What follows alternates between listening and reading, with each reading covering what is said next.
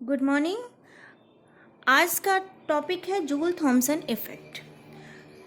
तो जूल और थॉमसन ये दो साइंटिस्ट थे। इन्होंने मिलकर एक बहुत ही हिस्टोरिक एक्सपेरिमेंट परफॉर्म किया था जिसको बोला जाता है Joule Thomson porous plug experiment. ये एक्सपेरिमेंट बहुत ही इम्पॉर्टेंट इफ़ेक्ट को वेरीफाई करने के लिए किया गया था और इस इफ़ेक्ट का नाम था Joule Thomson effect. Joule Thomson effect हमें यह बताता है कि जब किसी रियल गैस को हायर प्रेशर रीजन से लोअर प्रेशर रीजन में फ्लो कराया जाता है थ्रू अ पोरस प्लग, तो उस गैस का जो टेम्परेचर होता है वो डिक्रीज हो जाता है और गैस कूलिंग इफ़ेक्ट को शो करती है। पर यहाँ पर जो गैस का एक्सपेंशन हायर प्रेशर से लोअर प्रेशर में कराया जाएगा वो एडियाबैटिक रीजन में ही कराया जाएगा। मीन्स ना तो हीट गैस से ली जाएगी और ना ही हीट गैस को दी जाएगी। इस केस में जब गैस फ्लो करती है हायर प्रेशर रीजन से लोअर प्रेशर रीजन में, तो जो गैस का टेम्परेचर है वो डिक्रीज हो जाता है। यहाँ पर ध्यान देने वाली बात यह है कि गैस का फ्लो हमेशा पोरस प्लग से ही होकर फ्लो होना चाहिए। आइए समझते हैं पिक्चर डायग्राम के थ्रू ये जूल थॉमसन इफेक्ट होता क्या है। तो हमने एक इंसुलेटेड सिस्टम लिया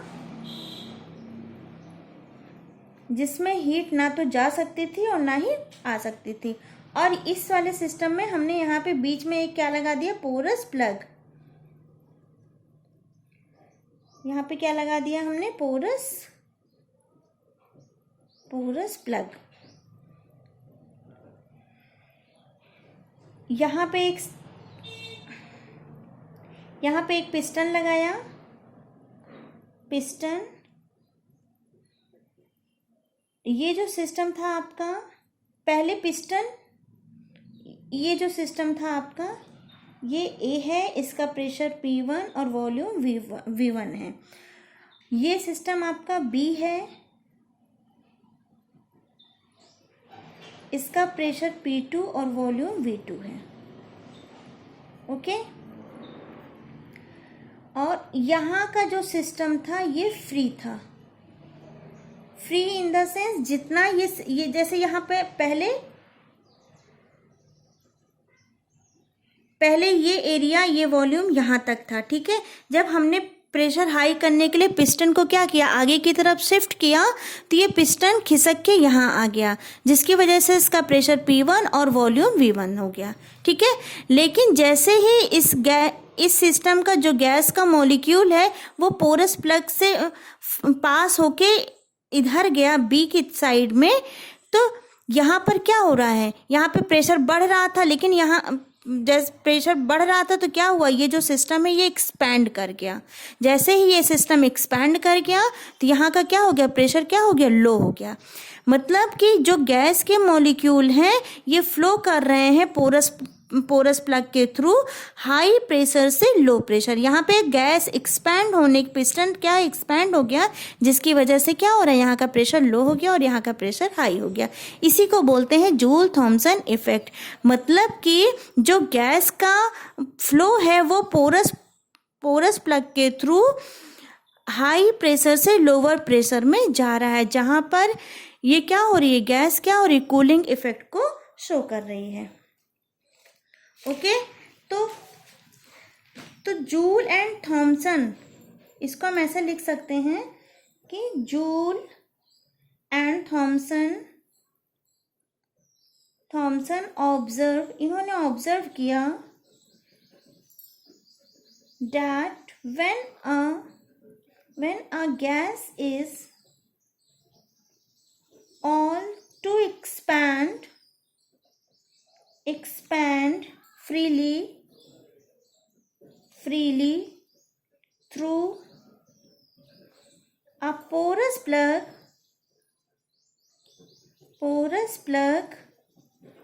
from a region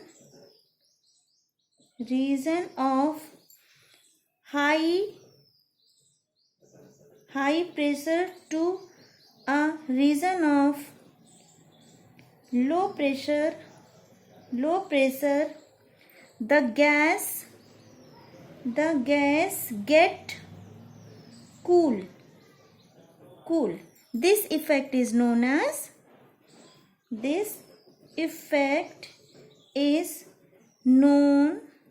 as क्या बोलते हैं, जूल थॉमसन इफेक्ट.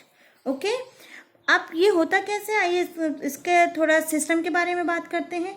मान लो work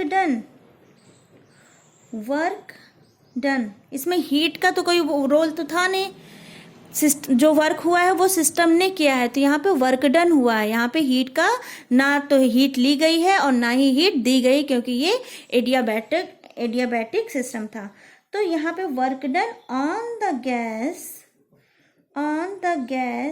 at the piston A. ठीक है, पिस्टन ए इस क्या हो जाएगा, वर्क डन क्या हो जाएगा पिस्टन ए का, क्योंकि ऑन द पिस्टन पे किया गया है वो सिस्टम पे, तो क्या हो जाएगा माइनस P1 V1. ओके, अब आते हैं work done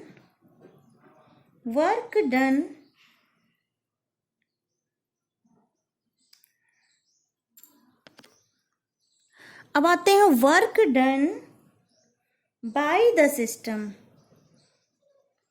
work done by the gas at the piston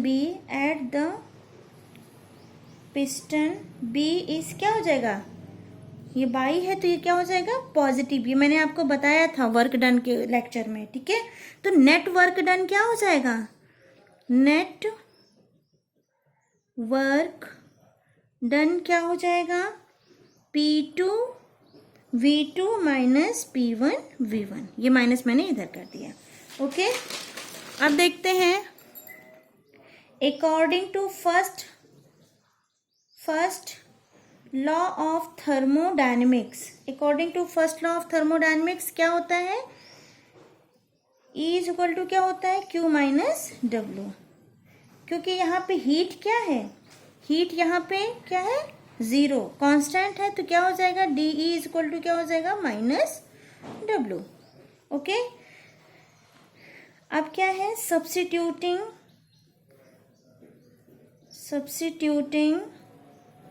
the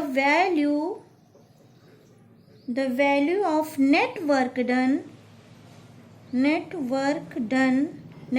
क्या आया है आपका, net work done from equation 1 into equation 2